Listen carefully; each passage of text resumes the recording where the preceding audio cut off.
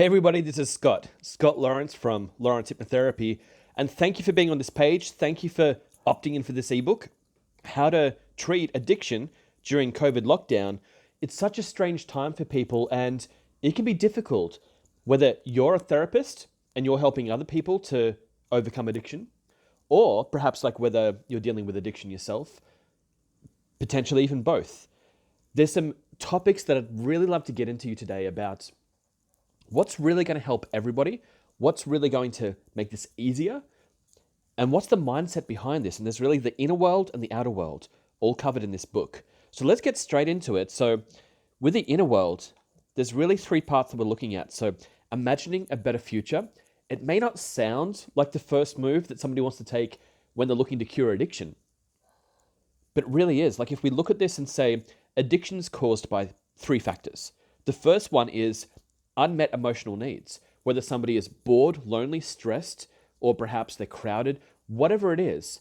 If those needs are unmet, all people, whether they know it or not, they're always attempting to meet their needs. And they'll always get there to some extent, either through a healthy way that's sustainable or through an unhealthy way, which is a problem. And if that goes on, it moves on to the second step, which abuse of the subconscious imagination. And that's when somebody's deciding on how are they going to meet that need.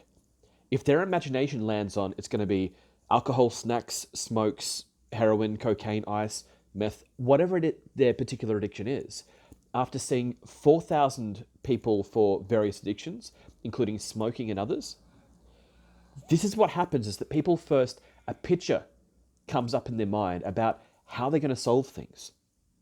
This is one of the first steps that we need to get into with people is, well, if you don't have any picture come up as to how you're going to solve something, fairly soon you're going to create one. And that picture that comes up might be useful, or it might be something to do with short-term relief, which then starts to harbor an addiction. And if that goes on, it moves on to the third step, which is poor solutions that turn into habit. That's when people no longer need to really picture things as powerfully in order to take action. They just refer to the past and do what they used to do. Like a long, tall field of grass. If you want to get from one side to the other, maybe you push it with your hands or you stomp it with your feet. You've made this path, you've gotten to the other side. Or your client has gotten to the other side. Once they've met that need, and they've done it so many times that it becomes habit, they can just keep moving up and down that path that they've already made. They're not going to be looking for new paths. And this can be a real problem. So the solution, it very much comes from within, and that's what we're going to be covering. So how we got here. So people are rushing, not solving. This has been an issue before COVID. So not everything has changed, but a lot of things have been amplified during the situation where people are so worried about their healths, their income, and how they're going to survive. Or perhaps they're just looking at secondary issues. They're living with people that are perhaps quite draining. They might be homeschooling their children. They might be living with a partner. There might be domestic abuse. All of those things are going to be amplified at this time. It's such an opportunity to get this right now, because if people can get this right, by the time this pandemic's over, there'll be so many benefits to come when people really do that repair work that they need to do. So we haven't been listening to each other. This is global and this is local. When it comes to addiction, sometimes people, as that song says, they drink to remember. Sometimes they drink to forget. Sometimes they drink to connect. That we've seen, like with the Bruce Alexander studies, that if you put a mouse in a cage, one that's small enough, you give it one water droplet to drink from, one water tank that's just water, and another one that's either cocaine or heroin, it's going to drug itself to death, because addiction and connection can be very much the same thing. The same time as like that people can use addiction to separate themselves from what's going on around them, to be able to get a break, to be able to get a break from the thoughts, the demons in their head. And we haven't stopped to feel our feelings. That often ourselves or our clients can be in such a rush that obviously addiction becomes attractive to people instead of stopping and feeling our feelings, because that can sometimes be suffering, but it can pass. When we get good at feeling our feelings, we can notice that it's something that comes and it goes. The same as an itch. If you don't scratch it, eventually it will go. But if you scratch it so hard that it starts to become an issue, then it's going to stay an issue. And that's why we need to stop and feel our feelings sometimes, even if it may not feel like the best thing to do, that there's a lot of instant gratification that we're looking for. We like to be problem solvers. But sometimes the best way to solve a problem is not to always be active, not to always be solving a problem, but to actually stop and be present with ourselves so that we build up those muscles. We build up our confidence. And we haven't decided what we want next. And this is one of the bigger issues that we have. Remember when I was talking about that the picture that appears in a person's mind, that becomes the behavior. When you ask somebody to build a web page, that the picture might come up of like, these are the steps, or the picture might come up of, panic. I was in a class as a kid and the teacher would yell at me if I didn't do the computer stuff properly. If that makes sense. So the picture that appears in our head, it's really going to dictate the behavior, and that of our clients as well. So it's time for the great worldwide reset. If there's nothing else that's going to prompt us into better behavior, well, we may as well make this be a cause for us to do our best. And the last part of the inner game is really, it's about the mind door. What door can you step through, or what door can you encourage your client to step through? So opening the 3 subconscious gateways, as covered in the book, that first we set an intention. And setting an intention is so important. It's something that people don't always do. If you're going to win at something, such as curing addiction, being happier, working on those things that you have to, like making sure that your income is okay, making sure that your health is okay, making sure that your family is okay, making sure that your sanity stays intact. Setting an intention is what happens before a person wins. Often people, what can happen is that they do the job, or they tackle the task, but they've actually set the intention to lose, that in advance, and you've seen it, perhaps, like we've all been guilty of it in the past, but in their head, they basically go in thinking and expecting that they'll lose. And this is a problem because it produces the picture in the head that attracts the wrong behaviors. The second one is finding peace where you are, so that no matter what's going on with you, no matter what's going on around you, sometimes instant gratification is not available. Sometimes we're in a situation where we need to plant the right seeds, but we need to then wait for those plants to grow. So finding peace where we're at, often it's a way of staying in the game. So have that future vision, know where you'd like to be next. And then especially number 3, getting neutral. Getting neutral is when you bring yourself to the ability to not have a preference as to whether this goes faster or slower. As in, if this pandemic, which is outside of my control, outside of your control, if it goes on for longer, or if it goes on for shorter, I will find peace anyway. Obviously, we all want it to be over, but because it's something that we can't necessarily just control, it's like I can't go and stop the pandemic. I can't just make it not be here.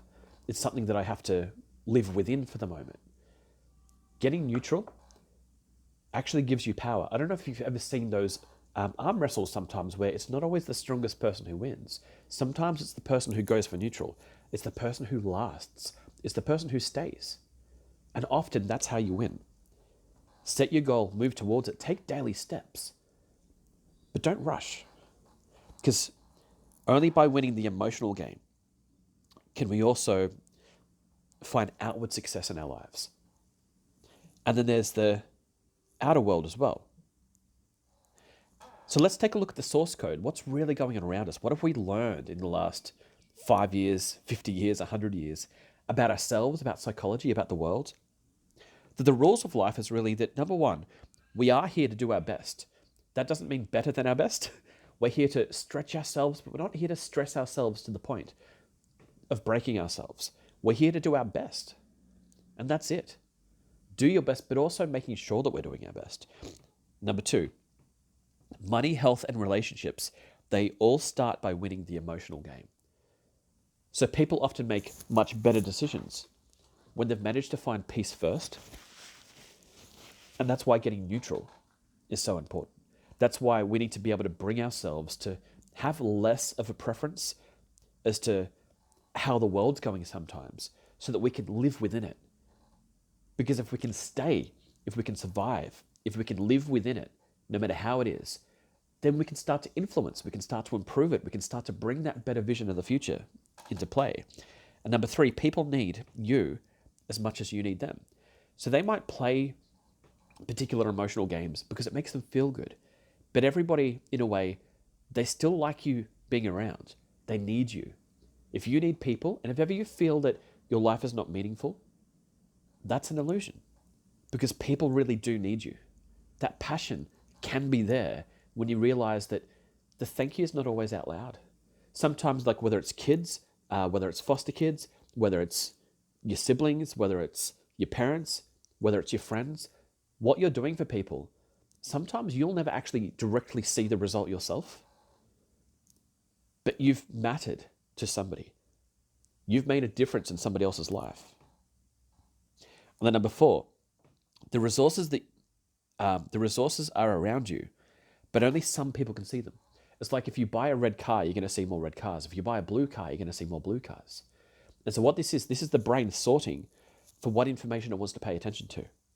And so it's really important to get our minds and to get your client's mind into looking for what can be done. Look for their circle of control, what they can influence. Yeah, there's things that we can't control. And yes, there are things that we can. Allow ourselves to pay attention to those things that we can, and then actually go and influence those things. And then number five, your job is to be the creator of ideas and the executor of positive, consistent habits. Because we've done the studies now. We know that a person's life doesn't always change because of one accident, one event, usually. Of course it can, of course there's exceptions. But for most people, problems occur slowly. It's like that slow-moving train wreck, that it's coming so slow that we have time to do something about this. We have time. We've seen the pattern go so many times that our job is that if we plant the right seeds, we're much, much more likely to get there. And number six, the mind can see the solution, but only the heart can carry you there. So we can intellectualize curing addiction, treating addiction, getting better, all that we like. And it's important to be an intellectual sometimes, or it's important to see things with logic. But that's, in a way, just the left brain. That's only half or less than half of what we actually are. That when we lower the defenses, when we lower the walls, when we allow ourselves to feel again, to get back on the horse, to live, to be, in a way, emotionally out there, even if we can't be physically out there right now, it actually really helps to heal people. Doors open, or that opportunities open when we open up the heart. And number seven, people grow at a different pace to each other. That everybody's responsible for their own journey. The same as you're responsible for yours, I'm responsible for mine. Your client's responsible for their own journey as well. So that we have to accept sometimes that we can't control how quickly somebody heals. We can't control what another person chooses. But we can do our best. We can step up. We can inspire. We're not just always here to educate others, but to often to inspire them, to open up the heart again. And then the bigger mission. What are we really here for? So the past is over. We can't go back. But it's time to usher in a new era, because the industrial age or the physical age is over. Like, yes, we're still building buildings, but that's not really the main thing that we're doing at the moment. And then there was the information age or the digital age. In a way, it's over. Like, yes, computers still keep getting faster, but it's kind of like the fridges in our houses keep getting better as well, but they're not the main star. They're not the main focus right now. Yes, there's buildings, there's computers happening in the background. But then we moved on to another age, which was the social media age or the new media. And now it's over. Everybody's been online. Everybody's left their mark. We're now to the age of self-responsibility. In a way that, in one way, we're all in the same boat. But in another way, we're all on our own journey as well. We're very much in the age of self-responsibility. We're not here anymore for instant gratification. We're here for meaning. And ready to fight. So if we're going to play this game of life the best that we can, we need to know what the rules of the game are. So number one, nobody's responsible for your actions but you. There's no way anymore that we can blame another person for how we respond. That's up to us. So when it comes to treating addiction, these rules are the rules that help people now. And number two, you're allowed to self-regulate as much as you need to. This doesn't mean addiction. But if you need to take time, if you need to do things, if you need to stop explaining yourself to people and just basically go feel better, You're allowed to do that. It's a time where we're self-regulating ourselves. We're not always going to our parents as much now, or we're not always going to our network as much now if they're not available. Obviously, ask for help. Use suicide hotlines, use Lifeline, use all of those materials. But what about that one time where you can't get through or the phone doesn't have reception? One of the best things that we can learn is emotional regulation. When we get good at that, then nothing can really harm us on the inside. It's like with boats, that boats go in water, and water can't sink a boat unless the water gets in. So boats go in water. So how can the water possibly sink the boat unless the water gets on the inside? So when we learn the inner game, when we get really, really good at mastering the inner game, nothing can sink us. And you can be a guide and support for others for a while, but then eventually you have to let them grow up. That doesn't mean you need to leave them, but it does mean that you're not responsible for the choices that they make. That for too long, we've lived in a world of blame, and one of the issues with blame is that there's no future in it. That even if you win, you lose. Whereas a better way to live is just to decide, how would you like to live? Because blaming somebody else, it can feel good for a little while, just like an addiction. Or to say that I drink because of this person or that person, or I smoke because of this person or that person. But it's really not. People can make their own choices. And number 4, the short-term fixes like alcohol, snacks, cocaine, marijuana, and coffee, they can't fix you. They can't fix your money, they can't fix your health, they can't fix your relationships, they can't fix your happiness. But they sure can kind of press the snooze button for a while, and this is the issue, that they're not actually a solution. It's like having a smoke detector in your house with a snooze button. It's not helpful. That our best bet these days is really to stop, to slow down, to stop rushing, to feel what we're feeling, and then to come up with a better vision of what we'd like, and then to move towards those steps. And then plan a bigger vision. What would you actually like out of your life? If this situation doesn't go on forever, and I'm sure that it won't, what would you like? Who would you like to be at the other end? What would you like to have accomplished with this time? Seeing this as an opportunity. And then the last one, find peace and joy along the way. Because even though that there's some things that aren't available to us, it's like when they say to people that are potentially poor, if you were a billionaire, would you still do things that are free? As in, like, would you still talk to your friends or walk in the park? Would you still exercise, even though that you don't have to pay for those things? It's like, well, yeah, of course. So not everything has been disallowed to us right now, but some things have. But we don't need to throw the baby out with the bathwater. So please download the book. The links are below. And I want to invite you. So thank you so much. And I want to invite you to our next group. So how to run your expert therapy business post-COVID, business in a box. So we cover everything that you need to run your business in this environment. And this program includes 5 weeks, and it covers what people want from you today, how to create a community who promotes your programs for you, how to deliver your programs online, even if you've always relied on being in the same room as people, and how to solve any technology issue that comes up while getting your business up to 6 figures. So thank you again, and we'll see you on the inside.